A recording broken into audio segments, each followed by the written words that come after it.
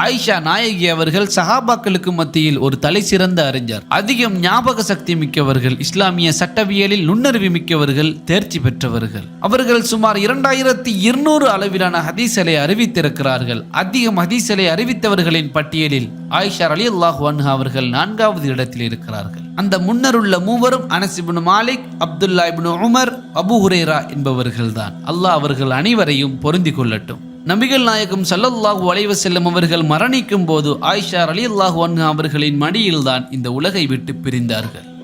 என் அன்புக்குரிய சகோதரிகளே, நீங்களும் சிந்திக்கலாம், இஸ்லாத்தில் நானும் ஒரு சிறப்புக்குரிய பெண்மணியாக எப்படி மாற முடியும்? அல்ஹம்துலில்லாஹ், நமக்கு எளிமையான இஸ்லாத்தை மார்க்கமாக தந்த அந்த அல்லாஹ்வுக்கே எல்லா புகழும். இஸ்லாத்தில் சிறந்தவர்களாக மாறுவதற்கு இருப்பது ஒரே ஒரு வழிபாதை தான். அது அல்லாஹ்வுக்கு நெருக்கமானவர்களாக மாறுவதும் சொர்க்கத்தை அடைவதும் தான்.